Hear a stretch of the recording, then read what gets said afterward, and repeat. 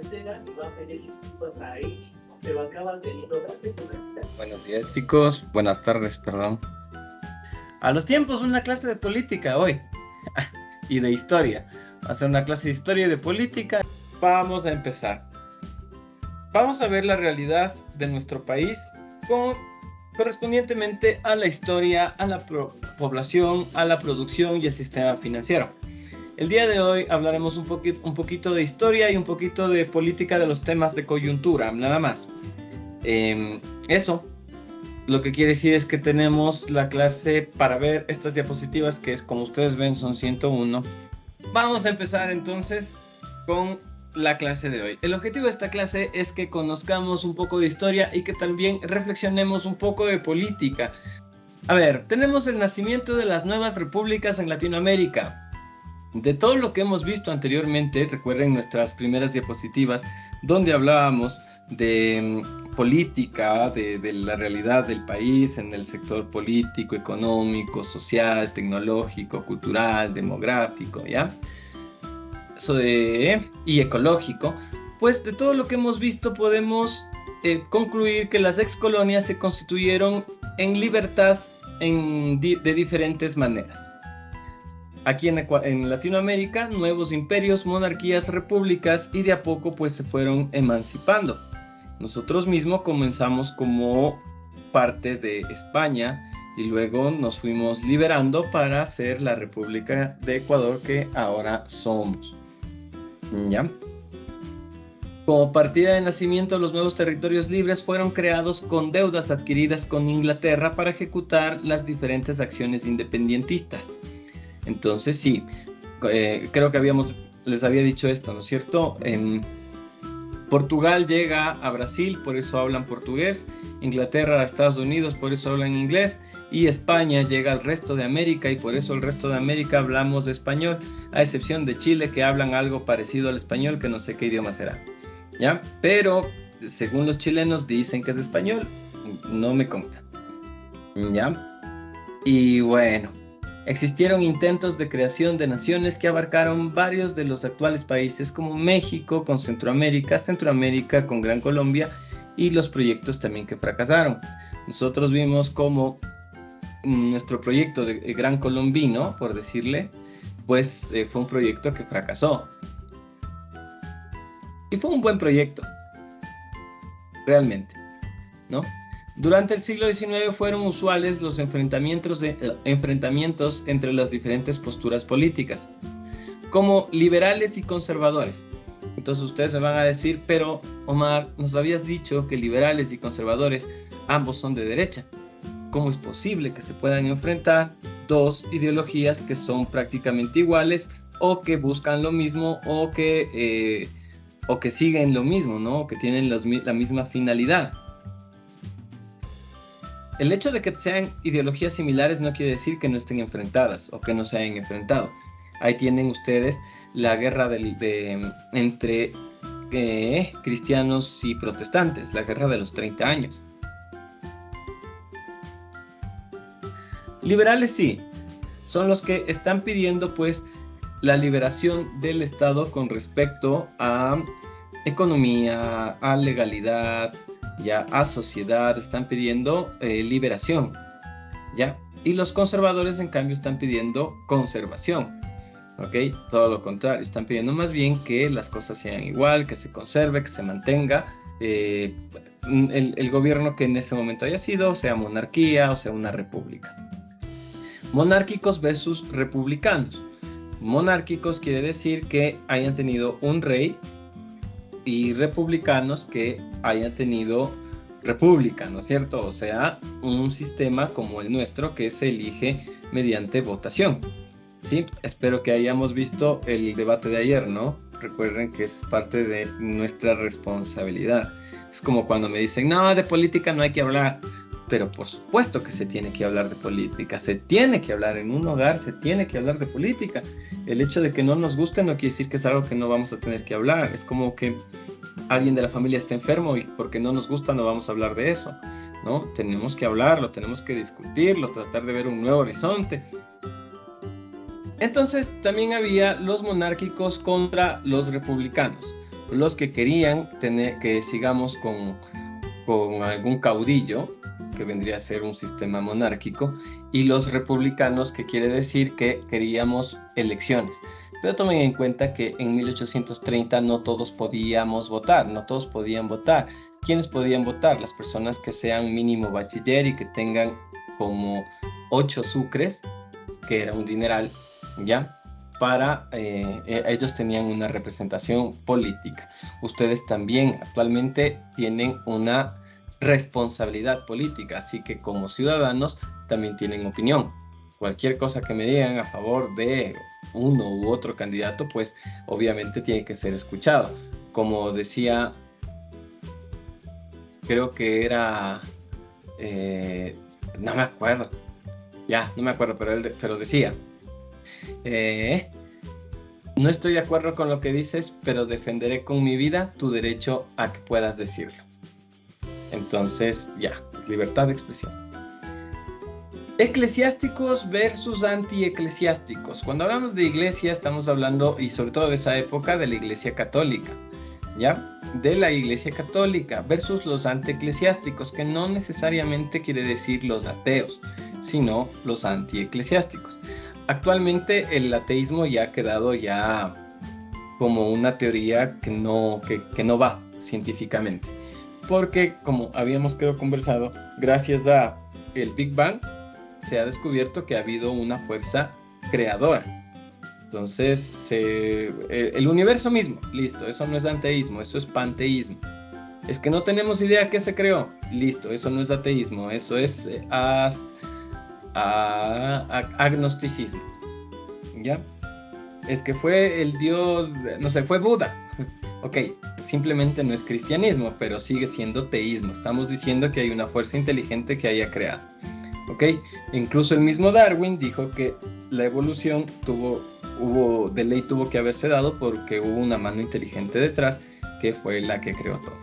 ¿Ya? Entonces, no estamos hablando del ateísmo, estamos hablando de antieclesiásticos, gente que estaba en contra de la iglesia. No de la fe, sino de la iglesia. La iglesia tiene una administración. A ver, ustedes han ido a Riobamba, ¿no es cierto? ¿Sí conocen Riobamba? Bonitos, ¿no? Es una de mis ciudades favoritas, de hecho. Bueno, ahí por donde está la momia de Guanajuato. Permítanme un momento que me está llamando mi jefa, ¿ya? Sí.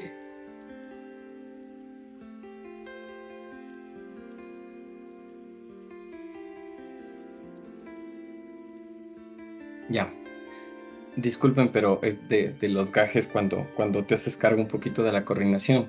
Entonces te llaman y que se está cruzando una materia y que búscale a otro profesor. Y yo ya conseguí otro profesor, ya vamos a ver, ya. Entonces lo que pasa es que se me está cruzando a mí una materia que comienza esta semana desde las 6 de la tarde hasta las 9 de la noche. Entonces yo ya no sería su profe. Pero ya conseguimos el otro profesor para que yo siga siendo su profe, porque ustedes ya están avanzados y no les podemos dejar así. Y Claro, que este otro profesor se haga cargo de las otras materias. Y ya. Entonces, eso. Ok. ¿En qué estaba? Ah, sí. Entonces la iglesia, ¿no? Del ateísmo. Incluso, a ver, la cultura occidental, que es la cultura en la que nosotros estamos actualmente inmersos, es una cultura que se basa en el cristianismo, ¿sí? O sea, el occidente sin el cristianismo pues no hubiera avanzado. De hecho, nuestros mandamientos se basan en nuestras leyes se basan en los mandamientos de la ley cristiana, ¿ok? Calderón Burchard sabía decir, soy católico independientemente a la existencia o no de Dios, pero soy católico, porque él se refería al católico como cultura.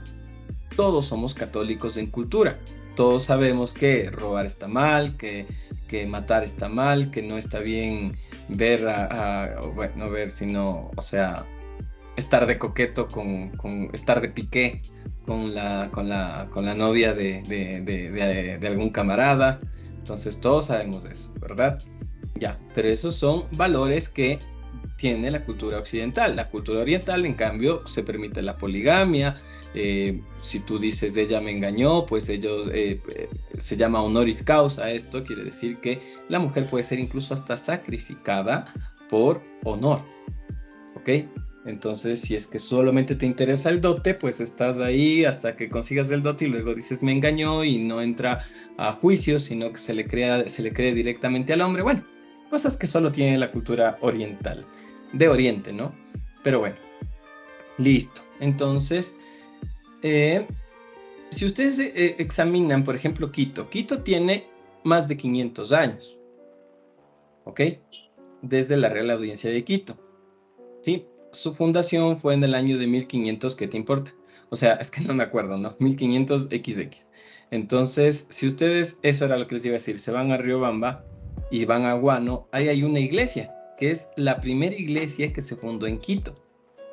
Sí, es la primera iglesia que se fundó en el Ecuador, es fundada en 1500 ni sé cuánto, ¿ya? Esta iglesia se funda porque ahí se iba a fundar Quito.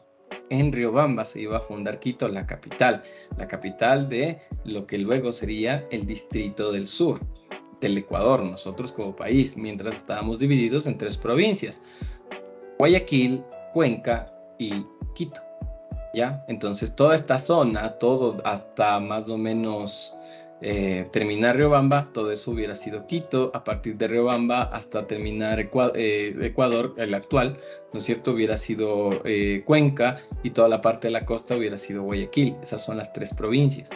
Incluso nuestra bandera solo tenía 3 estrellitas. Era la bandera de Guayaquil, antes del tricolor de Miranda. Ya vamos a hablar de todo eso. Entonces, ahí dice, aquí se iba a fundar la ciudad de Quito y todo, y esa es la primera iglesia del Ecuador, una iglesia que obviamente ya se cae de vieja. Sí. Bueno, ustedes si estaban en el centro histórico, se han de haber visto la iglesia de San Francisco, ¿cierto? Ya. Esa es la iglesia más importante de Quito. No, pero ¿y la catedral? San Francisco. No, pero ¿y la compañía? Esa es la más chévere. No, San Francisco. Sí, esa es por eso es San Francisco de Quito, porque fue fundado por los padres o los hermanos franciscanos, ¿ya? Y se supone que esa era la representante de todo Quito. Entonces vinieron otros padres, otros católicos, curas católicos, y también fundaron sus iglesias. Los padres mercedarios, que iban a ser los representantes del norte, ellos pusieron la iglesia de la Merced. Los padres dominicos eran los representantes del oriente de Quito, ellos fundaron la iglesia de Santo Domingo. Entonces, franciscanos, San Francisco, mercedarios, la Merced, y dominicos, Santo Domingo. Y hay una más que siempre se me va el nombre, creo que es la catedral, pero tiene un nombre, ¿ok? Y siempre se me va el nombre, pero son las 4 iglesias principales que todas tenían, antes de los derrumbes y que bueno, por el tiempo se caía, tenían una cúpula en la parte de arriba, que era una cúpula que se encendía todas las noches. ¿Por qué? Se encendía todas las noches porque esos eran los 4 puntos que representaban a Quito como ciudad.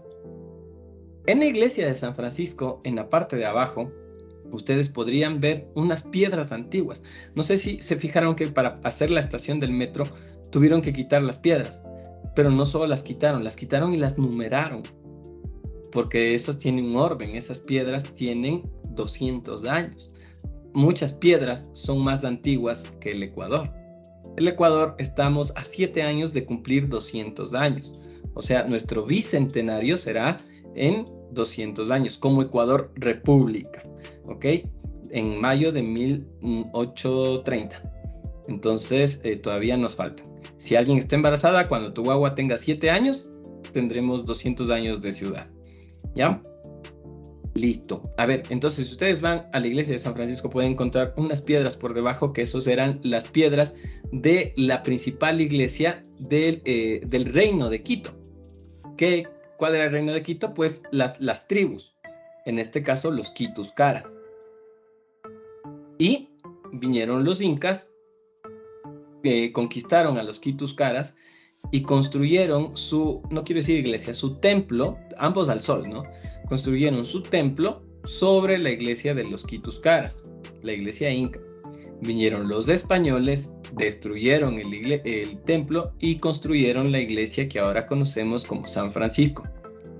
Esta iglesia era la más importante, fue la primera que hubo y sobre todo era donde se reunían todos, ¿no? Todos los quiteños. Incluso ahí se veía cosas agradables como el sombrerismo y el sin sombrerismo, que no saben lo que es, pero ni deberían, pero ahorita les explico.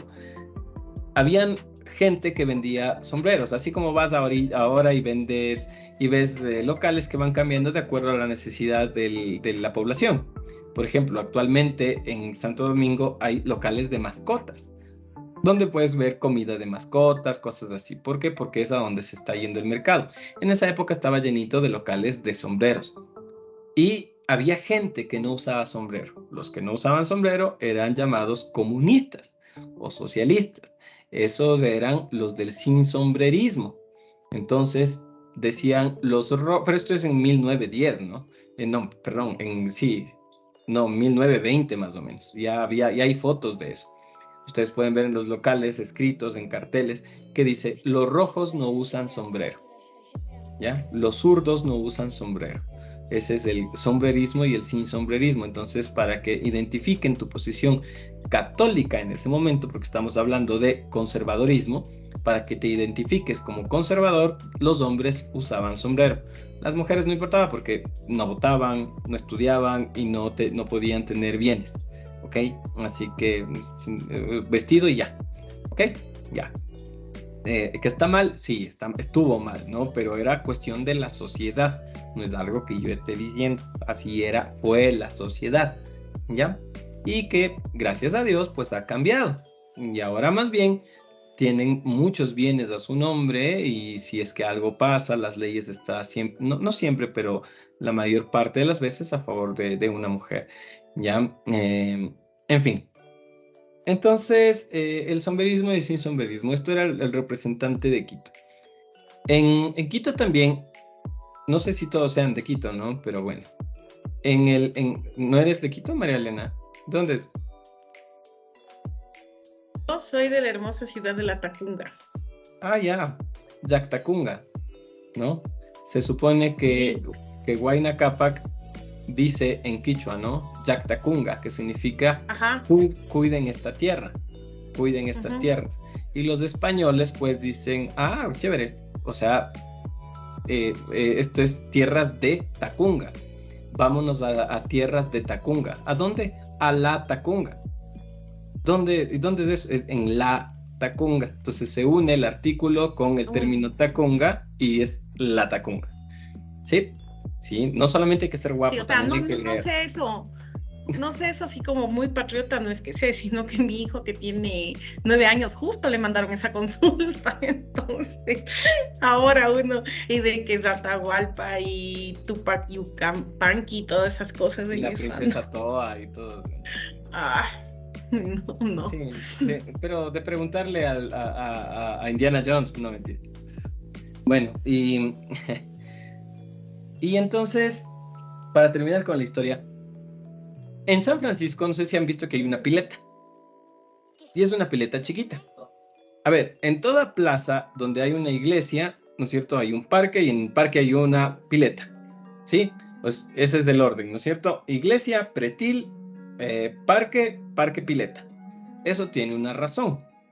Antes de explicarles la razón, la pileta de San Francisco ya no es la que está ahí en San Francisco. Donamos, como Quito, donamos la pileta de San Francisco y es la que está en Sangolquí. Entonces, en la iglesia de Sangolquí ustedes pueden ir a ver, y la pileta que representa a Sangolquí, a la plaza de Sangolquí, esa en verdad era la pileta de San Francisco y nosotros la donamos, una pileta más grande.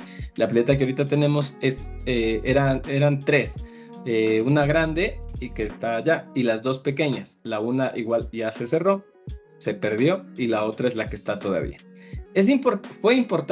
Fueron importantes las piletas porque no todos podían entrar a la iglesia. ¿Ya? Para que tú puedas entrar a la iglesia, tendrías que ser o español, o criollo, o descendiente de español. ¿Ya? pero no cualquiera podría entrar a la iglesia. Era una sociedad más racista y todo, desde 1830. Y la pileta era el lugar donde se reunían todas las personas que no entraban en la iglesia, no por falta de fe, o sea, la gente sí tenía fe y se reunían en la pileta para recibir ahí la misa. Y mientras recibían misa, pues se dedicaban a hacer los negocios. Entonces, para eso eran las piletas, porque no todos podían entrar a la iglesia. ¿Ya? Eso. Después, la iglesia de San Francisco ya tuvo la capilla de Cantuña, donde ya podían entrar los indígenas, los mestizos, o sea, nosotros ya podríamos entrar a recibir misa en la iglesia de San Francisco, ¿sí? Pero en la capilla de Cantuña. Listo. Entonces, bueno, eso con respecto a nuestra linda ciudad y que todos ellos son nuestros patronos, ¿no? Pues eso es Quito Metropolitano, que es el Ixcumet. Entonces, es bueno ir sabiendo de todo esto. Igual, si ustedes entren a San Francisco, es una bonita experiencia. Pueden entrar al museo al lado, donde van a ver los cuadros de los curas franciscanos, todo esto. Pueden subir a las campanas, tomarse selfies y todo. Pueden ver, o sea, hasta donde se les deje, ¿no? Que muestra muchísimo la iglesia y sobre todo el museo, que se abrió el museo. Tomen en cuenta que no solo era iglesia, sino también era un monasterio. O sea, vivían ahí. De hecho, todavía viven ahí. ¿Ya? ¿Quiénes? Los curas franciscanos. Porque se supone que un cura franciscano no puede tener bienes. Por eso uno dice, estoy en una pobreza franciscana. ¿Ya? Por la ausencia de bienes. Listo. Los librecambistas con los proteccionistas. Para entenderle, ¿cuáles son los librecambistas? Los que hacían comercio y esperaban que el Estado no meta la mano. Sí, estamos todos de acuerdo que pues, ya le bajen los subsidios, bajen los impuestos y que yo pueda libre cambiar. Versus los proteccionistas. Los proteccionistas eran, en cambio, quienes decidían que los bienes deben tener cierta protección para ser cambiados de una manera más justa. Bueno, se puede pensar así. Realmente yo siempre estoy a favor del libre mercado, de ser un librecambista. Los centralistas versus los federalistas. El centralismo quiere decir que todos los poderes del Estado estén en manos del Estado. Más bien, que todos sigamos las leyes del Estado. Los federalistas sería más bien que si todos debemos seguir las leyes del Estado, en cada provincia sea diferente. Por eso Estados Unidos es de estados federales y cada uno tiene unas leyes diferentes, ¿no es cierto? En algunos tienes penas de muerte, en otros no, en algunos puedes hacer algunas cosas que en otros no. ¿Ya? Eso. Entonces, esa es la explicación. Pero sí, vemos cómo siempre estuvieron las ideas cruzadas cuando se quiso fundar nuestro país. Para el siglo XIX, se postulaba a nivel mundial la existencia de, comillas, un tren de progreso. ¿Sí? Para el siglo XIX estamos hablando de 1800. ¿Sí? Eso es del siglo XIX. Siglo XIX, 1800, siglo XX, 1900, siglo XXI, 2000. Sí, por eso ahorita estamos en el siglo XXI. Entonces, para el año, porque uno lee, por lo menos yo, les hablo desde mí, leo siglo XIX y se me viene 1900, ¿no?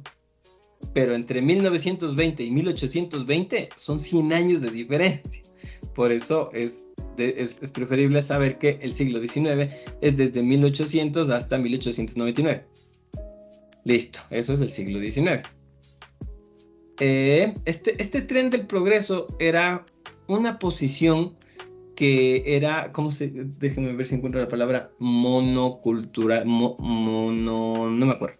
A ver, cuando ya les veamos, ahí vamos diciendo. Encarnado por las naciones metropolitanas, realidad que era de interés de las oligarquías de América Latina, quienes decidieron al separarse de España subir a este tren. Es un tren que obviamente Inglaterra era el que decía, Vamos, por aquí es el progreso. Ese era ser progre en esa época. El llamado tren de progreso era liderado por Inglaterra, Gran Bretaña y Francia, especialmente por Inglaterra. Dentro de esta idea, las nuevas naciones latinoamericanas fueron encasilladas para continuar siendo economías de monocultivos. Eso, monocultivos. Quiere decir que una sociedad es a un cultivo. Argentina al trigo, Bolivia al estaño, Chile a cobre hasta hoy, ¿no? Centroamérica caña de azúcar. Y con todo respeto, pero no hay más. Pero bueno. Y ustedes me van a decir, ay, ¿y el petróleo? El petróleo es algo muy querido por todos nosotros, pero está en el Ecuador desde el siglo XX. ¿Okay? Aquí estamos hablando del siglo XIX, del siglo XX y a finales del siglo XX, en 1980. ¿Ya? Donde ya dijimos, listo, tenemos petróleo, igual que Venezuela. Entonces veamos, estos 4 por lo menos fueron los del boom, los que podían exportar a Inglaterra. Incluso ellos son los que más adelantados están. Bolivia era un país muy adelantado. Ahorita ya no, gracias a Evo y a los anteriores, pero Argentina y Chile son los más adelantados. Ahorita Argentina ya no. Pues de hecho ya le dicen Argenzuela, ¿no? Y Centroamérica, o sea, vemos que lastimosamente solo la caña de azúcar, pero en el momento en que queremos hacer algo más, Argentina puede, Chile puede, Bolivia ya no, Centroamérica tampoco. A ver, en Argentina hay trigo, pero lo que no hay es maíz, ¿sí? Entonces, si recuerdan la canción de los pollitos, la gallina busca el maíz y el trigo. Pero al momento de no haber maíz, pues no hay pollitos, ¿no es cierto? Y en Argentina no hay pollos. O sea, hay pollos, pero no es como nuestro pollo, ¿no? O sea, entonces, en Argentina no hay. El KFC intentó hacer negocios ahí, ¿ya? Pero no lo logra. ¿Por qué? Porque el pollo no es bueno, ¿ok? Primero, es muy peque, una cosa así, como el staff, ¿ya? Que mi papá le dice estafa, ¿ya? Pero he tratado de explicarle que, pero papá no, o sea, ya está grande, 68 años, ¿no? 60 y huevos, pero da miedo todavía.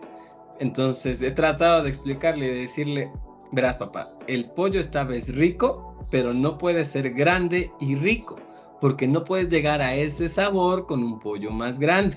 Necesitan uno pequeño para que llegue a ese sabor. Dice, pero te quedas con hambre. Sí, no vas a comer para llenarte, vas a comer por el sabor. Por eso no sale del mercado. Es bastante bueno, es muy agradable. De hecho, es mi pollo favorito. Es chiquitito, sí, pero te puedes comer hasta los huesos. Es delicioso. Para mí es mi pollo favorito. El KFC le hace los mandados al staff. Pero bueno, entonces en Argentina no hay pollos. Todo es carne. No sé si han escuchado que todo es carne, ¿no es cierto? Todo es asado, todo es vino, todo es pasta. Parrilla o pasta. Eso es lo que comen ellos, ¿ya? Pero diles un pollito. De hecho, hasta te quedan viendo raro. Eso solamente comen los extranjeros. Eso solamente comen las personas que vienen a visitar, por supuesto. ¿Ya? Yo compraba un pollo y me duraba 2 semanas, ¿no? Entonces le cocinaba y hacía, pero era obviamente un pollo más pequeño y es más caro porque como no hay, es difícil conseguir, ¿ya? En Bolivia el estaño, también. En Chile el cobre, como les digo, Chile es exportador de cobre como nosotros de petróleo, o sea, hasta hoy, ¿sí? Chile sin cobre es como que no queda esa oración, esas 2 palabras en la misma oración. Y Centroamérica, que es la caña de azúcar, y esto yo ya había explicado cuando hablamos de Cuba, solamente que como ya he tenido algunas clases sin ustedes, no sé con quién sí dije y con quién no, pero bueno, creo que sí habíamos hablado, y Cuba obviamente tiene muchísima caña de azúcar, de hecho, solo tiene eso, o sea, tiene los derivados, ¿no? Azúcar, caña de azúcar, jugo de caña, habanos, y ron, que sale de la caña de azúcar. Y se acabó. Ya, y arroz, obviamente. Entonces bien puedes comer arroz con un juguito de caña y emborracharte con Cuba Libre. ¿Sí? En fin. Ah, no, y ni siquiera Cuba Libre porque no toman Coca-Cola. Ok. Ustedes no están para saberlo, pero yo lo ando contando. El papá de mi ex esposa, pues era full comunistoide. Full. Pero de defenderle a Correa y así mal, ¿no? Entonces, imaginarás cómo habrán sido esas cenas, esas comidas. Y yo ahí, ¿no? Así como que comiendo y oyendo barrabasadas, así como que, a ver. Ya, espera. Ah, en fin. Entonces, él decía que él no toma Coca-Cola. O sea, era el punto, o sea, llegaba a ese punto de no tomar Coca-Cola. Y yo le decía, pero es que es el símbolo de los Estados Unidos. El smartphone también, y usted se acaba de comprar, ¿no? O sea, ya, y todas las tecnologías, y usted se está descargando de páginas y está consumiendo, sin un producto físico, varias películas que se ven y que son creadas por los Estados Unidos. O sea, cuánta doble moral, compañerito. Pero bueno. El nacimiento de las nuevas repúblicas en Latinoamérica. Esta idea de monocultivos fue aceptado por las oligarquías latinoamericanas debido a la facilidad de mantener lo existente en lugar de desarrollar una industria propia tal y como la tenía Inglaterra. Cuando nosotros hablamos de oligarquías, a ver, quisiera escucharles a ustedes. ¿Qué entendemos por oligarquía? Así nos equivoquemos. Es lo que usa el Correa para echarle la culpa, ¿no es cierto? Es la oligarquía, o lo que dice el loco también para echarla, eres un oligarca, ¿ya? ¿Qué entendemos? ¿Qué entienden ustedes por oligarquía? Cuando nosotros hablamos de oligarquía, lo que estamos hablando es de los partidos. A ver, Francisco, perdóname, dígame. Sí, profe, disculpe. También puede ser antiguamente los grupos de dinero, que eran gente que solo era exclusivamente que podía estudiar con las leyes. Ellos podrían hacer lo que les da la gana. Lo que es eso entiendo que es oligarquía, por medio de dinero y grupos especiales entre ellos, para poder mandar lo que ellos disponen a sus beneficios. Eso entiendo que es oligarquía. Ok, muchas gracias. A ver, tendríamos dos acepciones, la acepción política, que es la que les voy a dar, y la acepción social, que es la que nos acaba de dar nuestro compañero, y como ya se quitó, ya no me acuerdo el nombre. Francisco. Sí. Ya, listo. Lo que nos dice Francisco es una gran verdad, pero eso es una parte de una oligarquía social. Yo les hablo de una oligarquía política, que lo que nos dice es que ya son partidos que están tan atados al poder, tan enquistados, que no salen. Entonces se han quedado mucho tiempo y han ganado lo que nos dice Francisco, un montón de dinero, una posición, cierta posición de privilegio, por ejemplo el Partido Social Cristiano, el Partido Progresista Ecuatoriano, que han ganado una posición de privilegio con respecto a otras personas que no sean parte de estos grupos políticos, ¿sí? Obviamente que es ¿por qué se deriva dos acepciones? Porque la una depende de la otra. Comienza como estos grupos políticos, pero deriva definitivamente en una división social. ¿Por qué? Porque ahora soy parte de la sociedad con más poder adquisitivo que otra parte, ¿ya? Inglaterra es la industria y Latinoamérica estaba al monocultivo, ¿ya? Nosotros estábamos encasillados en esos. No es de extrañarse que, por ejemplo, la riqueza de nuestro país o existan países más adelantados en Latinoamérica porque ellos fueron los primeros que comenzaron a exportar. A ver, esto provocó un desarrollo asimétrico, tomando en consideración que la industria siempre va a tener un valor agregado, el mismo que atrae mayores ingresos que solo ser exportadores de la materia prima. Ahí está. Para algunos estudiosos de historia, esta realidad ha sido determinante para que, hasta la actualidad, nuestra región aún mantenga el subdesarrollo y atraso en relación con el resto del mundo. Claro, entonces Inglaterra, digamos eso con nosotros, y Alemania Francia con África, ¿ya? Alemania con Europa del Este o Asia también. ¿Sí? Entonces, varios de los países de primer mundo llegan a tener sus tesoros, sus riquezas, no solamente por las invasiones, o sea, las invasiones han tenido de acuerdo, pero no es únicamente eso, sino también lo que pasó después de estas invasiones. A ver, para que se den cuenta del poder de Inglaterra, Inglaterra estuvo aquí, en América, y era el dueño prácticamente de América. Incluso a esa Inglaterra que estaba aquí le decían América, sin importarle México, Ecuador, Colombia, sin importarle todo, le decían América, ¿ya? Y eso fue dividiéndose en estados y a la final se convirtió en Estados Unidos de América. Y ellos se desprenden ¿de quién? De Inglaterra, se independizan de Inglaterra. Entonces, la primera presentación, la primera presencia de Inglaterra en nuestro continente fueron los Estados Unidos. ¿Ya? Por eso se daban incluso las guerras civiles allá, para poderse independizar de Inglaterra. ¿Sí ven que es bonita la historia? Pues es de laja, ¿no? Tomen en cuenta que yo soy economista y soy ingeniero en administración de empresas, ¿no? O sea, y estoy aquí dándoles clases de historia. Entonces, algo tuve que haber leído, ¿no? Algo. No solo es de ser guapo, no solo es de cuidarse la barbita, también hay que leer, así como Francisco, muy bien. ¿Ya? No, yo sé que ni guapo ni nada, pero bueno. Con la independencia no hubo un cambio de tendencia de la tierra, más solo una salida de la burocracia hispánica. Obviamente, ya nos fuimos liberando de España y cada vez pues sí fuimos haciéndoles a un lado. Nada más, pero no es que ya nos hicimos España, nosotros vamos a ser los grandes productores, Nel, ¿ok? Ecuador, el distrito, la Real Audiencia de Quito, o el Reino de Quito, o el Distrito Sur, o el Ecuador, se separa de la Gran Colombia en 1929 y se funda el Ecuador en 1930, ¿ya? En esta idea fallida de la Gran Colombia. Y todos decían, ya, pongamos una bandera. Tomen en cuenta que nuestra primera bandera,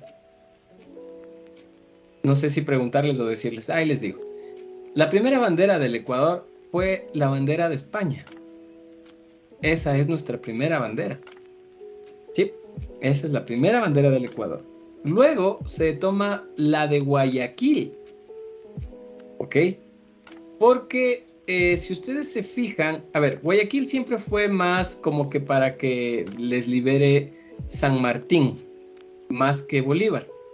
Entonces, San Martín tenía su propia bandera, que era, ¿han visto la bandera de Argentina y de Uruguay? Son muy parecidas, incluso ambas tienen un sol. Ya, esa era la bandera de San Martín. ¿Han visto la bandera de Guayaquil? Es muy parecida a la de Argentina y a la de Uruguay.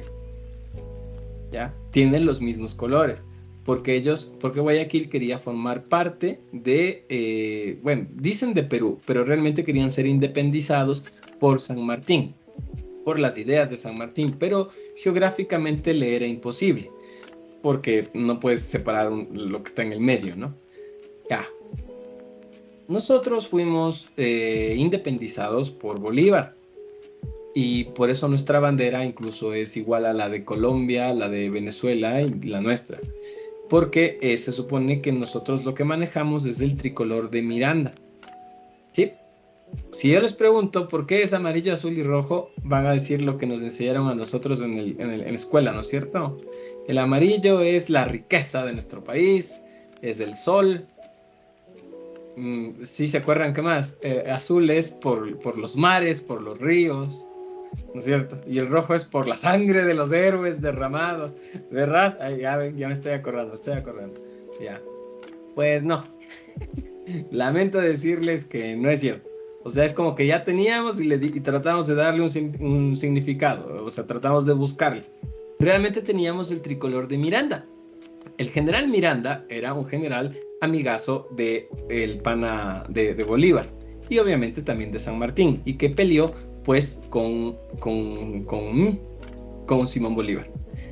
Gran pana, incluso una vez se fue a Rusia, y en Rusia tiene una relación con alguien, cáiganse con quién, ¿cómo se llama? La grande, ¿cómo es? Juana la Grande, puede ser. La mamá de Iván el Terrible, ¿cómo es? A ver, déjenme ver. Catalina la Grande, creo que es. Déjenme googlear. Sí, Catalina la Grande. Tiene una relación con Catalina la Grande. Pero estas relaciones oníricas, ¿no? Onírico es de sueño. Ya, estas relaciones, entonces, quiméricas también es de sueño. Y les dice, o sea, ¿sabes? Mañana me escribes al Face. No, no podían hacer eso. O sea, un adiós entre Rusia y Venezuela es, chuta, de aquí me regreso a Venezuela en 4 meses, ¿ya? Solamente vine a pedirte que nos ayudes en la economía para podernos liberar de España. Rusia ayuda un poco y entablan una relación. Pero ya les digo, una cosa de copas, una noche loca nomás, ¿ya? Y se hacen enamoradoides. Como en Facebook, ¿no? La relación en Facebook es complicada, ¿ya? Entonces ya, es complicado. Y Michelle se mata de risa, creo que ella anda en esas relaciones, ¿eh? Es complicada, ¿sí? ¿Quién es su Miranda? Díganos. No, mentira, ya. Y entonces, pues, regresa y él le dice, te voy a recordar toda la vida, te voy a amar toda la vida, dame algo para recordarte, necesito que sea mi estandarte. Y Catalina tenía siempre un pañuelo que tenía un tricolor, y siempre llevaba ese pañuelo, y le da ese pañuelo y le dice, por lo bueno que pasamos, por lo bonito que pasamos, o sea, ¿sabes qué? Te quiero mucho, me caes muy bien, muchita, y tenga mi pañuelito. Bueno, Miranda utilizaba este tricolor para todas las batallas. Incluso lo usaba en su espada. Y tanto fue así que fue utilizado como el tricolor de Miranda. Al morir el pana, pues Bolívar necesitaban una bandera para la Gran Colombia. Y ahí le dijeron, usemos el tricolor de Miranda. Hombre, qué buena idea. Y utilizan el pañuelito que era de Catalina la Grande, la rusa. Amarillo, azul y rojo. Y esa es la historia de nuestra bandera, ¿sí? Nada de que el oro, el mar y la sangre, ¿no? Nada, ¿sí? Es una historia de amor, es maravilloso. A mí me gusta más esta historia, ¿sí? Que te mientan y que te digan que es por el cielo, por el banano también nos decían, ¿no? Que ese era el oro, ¿no? Ahorita que me acuerdo, ya. Pero es una historia de amor, es genial, realmente. Y bueno, de hecho, hasta el día de hoy hemos conservado los colores del tricolor de Miranda. Venezuela con las 3 disposiciones iguales, Colombia el doble, la amarilla, que el azul y la roja, y Ecuador también. Venezuela con las estrellitas, Colombia sin nada, y nosotros con el escudito. Que por cierto, el escudo también es una obra de arte, ¿no? O sea, es maravilloso, es muy lindo nuestro escudo, de hecho, ¿no? Ven como hay las ramas de laurel, las ramas de olivo.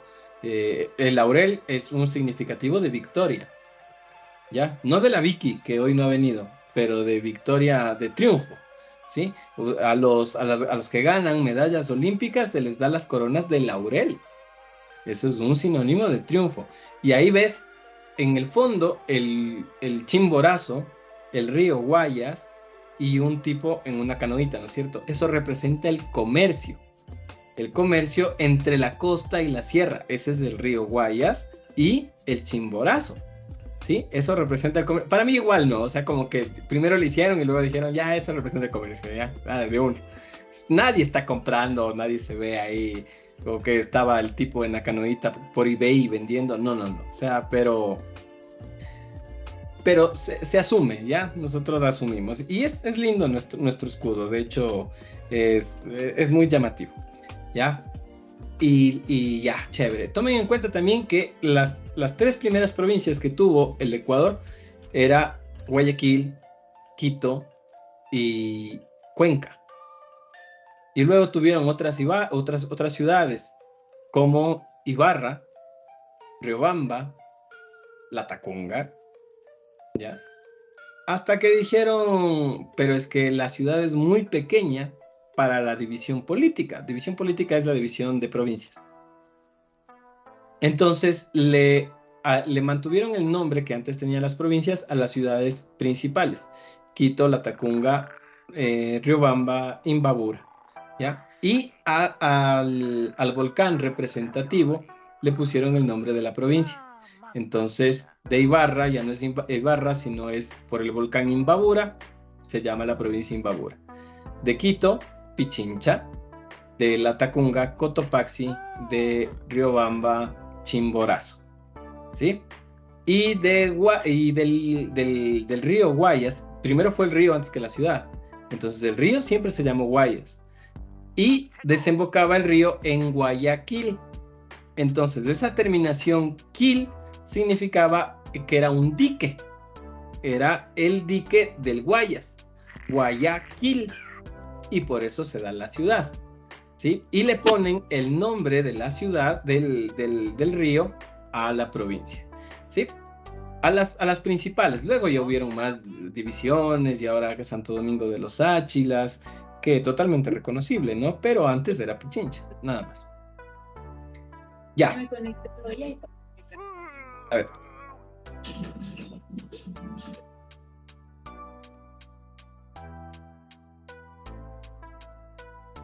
El papel de los ingleses fue clave en muchos de los movimientos de la independencia latinoamericana. La visión conquistadora de Inglaterra sobre las excolonias españolas no sería entonces a través de las armas, tal como lo había hecho España, sino que Inglaterra lo hacía a través de la economía. ¿Ya? Hasta hoy.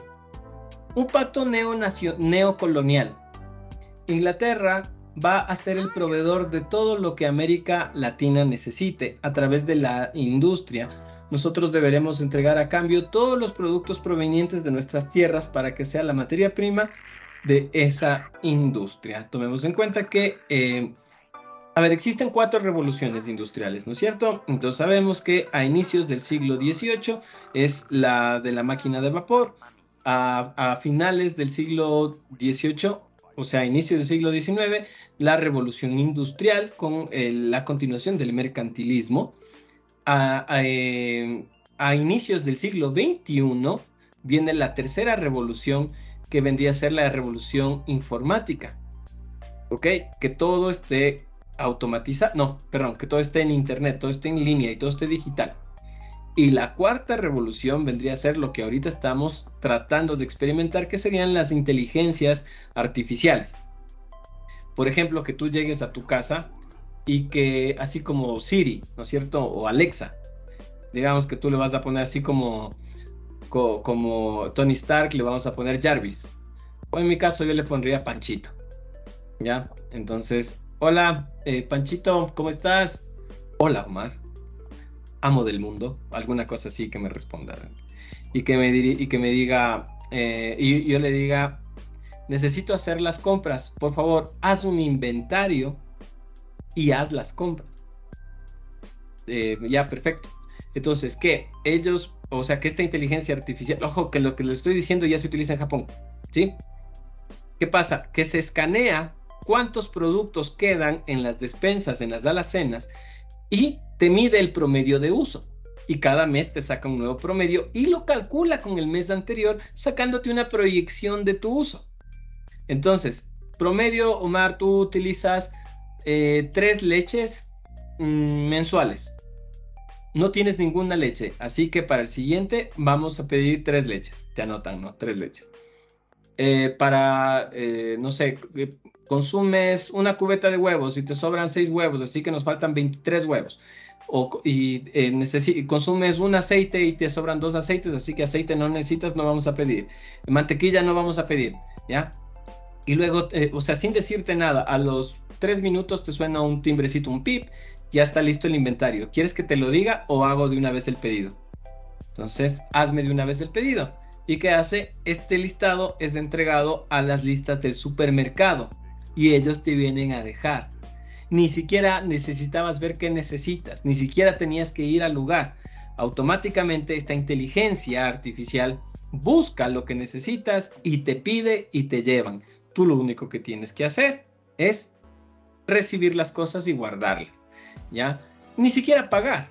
¿Por qué? Porque si tú le das acceso a esta inteligencia artificial, pues va a tomar de tu cuenta y le va a transferir. Ya, digamos que estás ahí ocupado arreglando el carro o tocando la guitarra o en una fiesta y de paso estás haciendo las compras, ¿no? ¿Ya? Esa es la inteligencia artificial, esa es la cuarta era industrial a la que recién estamos entrando, ¿sí? Hay gente que le llaman industria 4.0. Ya, yo no soy de esa gente. Y bueno, no es clase de marketing. Si algún día les doy marketing, les explicaré por qué. Mi maestría es en marketing, por eso sé esas cosas. Entonces, me sabe decir, ¿cómo es? Es que me ponen una clase, ¿no? Verán, yo doy esta que es de realidad nacional, pero también doy marketing, también doy administración 1, administración 2, estoy dando proyectos, estoy dando metodologías de la investigación, estoy dando también la de costos y precios. Entonces todo eso puedo porque es mi hoja de vida. Pero entonces se me burlan ahí, ¿no? En el instituto, porque básicamente yo puedo dar todas las materias, pero es por lo que tengo 3 maestrías. Entonces mi perfil da para cualquier carrera, menos para enfermería. Entonces ni siquiera que se enteren que soy químico biólogo, porque si no me van a poner a dar clases de enfermería, ¿ya? Y ahí sí fracasamos porque yo no sé poner una inyección, ¿sí? O sea, yo ya no sé poner una curita, ahí sí nos sentamos a llorar. El hecho de que los países de América Latina quedaran confinados al monocultivo hizo que careciéramos de un proyecto que integre a los países a través de economías regionales autónomas, que provean de productos no importados que sirvan al desarrollo interno de cada país. Como les dije, gracias al monocultivo, pues actualmente no es que seamos tan avanzados, tan adelantados. Lo que para muchos trajo la independencia fue una, de nuevo, oligarquía que se benefició de la abundancia y fácil extracción de los productos primarios hasta hoy, quienes no crearon un país, sino centros urbanos de goce de esas oligarquías. O sea, simplemente sacaban nuestros productos, pero no es que nos quitaban, sino es que nosotros los vendíamos. El modelo establecido acentuó una gran desigualdad entre nuestro continente y los grandes centros metropolitanos del mundo. Lastimosamente, sí. Pero no es una ley exacta, o sea, no es una ley. ¿Por qué? Porque vimos cómo Argentina llegó a ser la tercera potencia en el mundo. ¿Ok? Entonces, y también parte de un monocultivo. Sin embargo, llega a ser la primera potencia en el mundo, así que no es que ay, de ley son así y ya, estamos jodidos. Y es así como nacieron nuestras repúblicas de Latinoamérica. En la época final de la Gran Colombia, Bolívar siguió gobernando en un ambiente enrarecido, acorralado por disputas fraccionales y sufriendo de tuberculosis. Sí, Simón Bolívar muere pequeñito. Literalmente, muere muy pequeño. De 1,50 a 1,47 más o menos. ¿Por qué? Porque la tuberculosis le hizo pequeñito, o sea, le fue achicando los huesos. Las revueltas continuaron. Perú se declaró en contra de Bolívar y Venezuela. Estamos hablando de Perú de esa época, de 1830, donde Perú era ¿ya? Bolivia tenía salida al mar, o sea, y Perú era una gran fuerza militar. Entonces, estar en contra de Bolívar y Venezuela, o sea, bien podría, si hubiera querido Perú, conquistar Colombia, Venezuela, y se pegó con el más tontito, ¿no es cierto? Se proclamó independiente. Páez ocupó la presidencia de Perú e hizo que el Congreso aceptara la renuncia de Bolívar a mediados del año 1830. Y lo expulsará del país, concediéndole una pensión de 3,000 pesos anuales. ¿Qué pasó con el Perú? Luego de finalizada la lucha independentista de Perú y pasada la amenaza española, que llevó a los peruanos a solicitar la intervención de Colombia. Las relaciones entre Colombia y Perú se fueron haciendo paulatinamente más tensas. A Perú le decían el Caín de Latinoamérica, porque tenía malas relaciones con todo el mundo, ¿sí? O sea, con todos los países, ¿no? ¿Ya dónde me quedé? Se vuelven más tensas por las disputas territoriales, el deseo peruano de anexar Guayaquil, el desagrado de los peruanos a la intervención de Bolívar en los asuntos internos del Perú y su reclamo de Tumbes, Jaén y Maynas, territorios peruanos. Tomen en cuenta que Guayaquil siempre fue una ciudad muy apetecida por Perú, por Colombia, entonces ellos querían quedarse con Guayaquil. Lo demás no importa, pero querían Guayaquil. Es como cuando hubo la Segunda Guerra Mundial y todos querían quedarse con Berlín. Va más o menos así. Un ratito. Ya. Como les digo, estoy hablando de 1828, donde el ejército peruano era una bestia de ejército.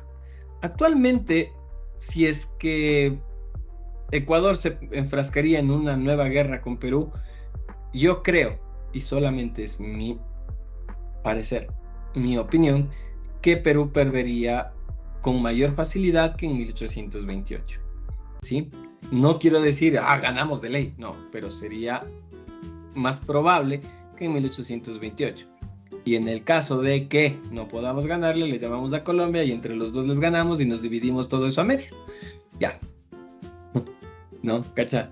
A ellos les damos toda la parte de la Amazonía y nosotros quedamos con todo lo del sur. Sí, ya estoy pensando ya. Votarán por mí cuando me lance a presidente, ¿ya? Campo de concentración para correístas, así, ¿no? A ver, ¿quiénes son hinchas de la liga? Lo siento, su equipo ya no existe. Muchas gracias. Todas las copas que ha ganado la liga va para el Barcelona. Gracias. Mentira. No, gran equipo la liga. El Perú había intervenido en Bolivia a principios de 1828 y se negaba a permitir la intervención de Colombia en los asuntos de la República Altoperuana. El 3 de junio de 1828, la Gran Colombia, por intermedio de Bolívar, le declaró la guerra a la República Peruana, toda la Gran Colombia contra la República Peruana. En el transcurso de este conflicto, el Perú avanzó al interior del departamento del Sur, nosotros, de la Gran Colombia, hasta cerca de la ciudad de Cuenca, obteniendo decisivas victorias navales. Por eso muchos lojanos incluso son descendientes de peruanos. Los lojanos hablan casi como peruanos. Señorita Laura, él me hacía acostar con otros hombres varones. Quiero mi carro sanduchero. Mientras que en Nueva Granada se vivía un estado de guerra civil con el alzamiento de los generales José María Obando y José Hilario López. Tras ser pacificados por Bolívar y reorganizadas las fuerzas, el ejército colombiano inició una ofensiva terrestre que culminó en la batalla del potente de Tarqui, nuestra batalla, el 27 de febrero de 1829, con la victoria de las tropas colombianas del mariscal Antonio José de Sucre sobre la vanguardia peruana. Lo que nos están diciendo es que el 27 de febrero de 1829 nosotros pudimos haberle ganado a la República del Perú, que se levantó contra la Gran Colombia, y nosotros como Distrito del Sur pudimos frenarles, ¿sí? Liderados por Antonio José de Sucre, el que debió haber sido el primer presidente del Ecuador. Él debió haber sido el primer presidente, Sucre, no Juan José Flores, ¿ya? Juan José Flores incluso pues era analfabeta. En esa época no tenía nada que ver, ¿sí? Es como decir que la Biblia fue escrita por pastorcitos ignorantes, ¿no es cierto? Hace 2000 años no todo el mundo podía escribir ni leer. Entonces, los que se encargaba la escritura a gente especializada. Así que no eran pastorcitos ignorantes los que escribieron la Biblia. Solamente con el hecho de saber escribir y leer, pues demuestra que eran personas especializadas. si el primer presidente del Ecuador fue analfabeto, ¿ok? De hecho, no era, acomodaron todo para que él sea presidente. El 28 de febrero de 1829, un día después de la batalla de Tarqui, se firmó el Convenio de Girón y el 22 de septiembre el Tratado de Guayaquil, en aras de una salida diplomática manteniéndose el estatus o el estatu anterior de la guerra. Sin embargo, la posterior separación de la Unión Colombiana dejó pendiente la suscripción de un tratado de límites que formalizara la frontera heredada de la colonia. O sea, quedamos como que, y bueno, ya más tarde te firmo, ya. Más tarde te firmo. Y 200 años después, 150 años después, dijimos, oye, no está firmado. Ataquémonos, ¿Simón? Lo que durante los años venideros desembocaría en el conflicto de la Pedrera, en la guerra colombo-peruana del 32 al 34 y en el largo conflicto entre Perú y Ecuador que se tomó hasta el siglo XX, hasta 1996, que se firma la guerra con Yamil Maguad. Entonces, bueno, ¿y saben por qué se da la guerra? Porque hacen un estudio topológico, quieren construir ahí, dice, pero no creo que podamos construir aquí porque creo que aquí es Ecuador. No, aquí es Perú. No, aquí es Ecuador. A ver, llamémosle al topógrafo. Claro, y el man dice, chuta, no sé qué será esto. Entonces van a ver los libros y todo el mundo se queda como que, es la parte del conflicto. ¿Y de quién mismo es? Puta, ni idea. Hagamos guerra, de una. Entonces fue como que así fue más o menos la guerra. Palabras más, palabras menos, para que vayamos entendiendo. Nos quedamos en el nacimiento de la República del Ecuador. Chicos y chicas, les agradezco su asistencia. Que tengan una excelente noche, una excelente semana. Nos vemos la siguiente semana. Descansen, por favor, y que no les piquen los mosquitos.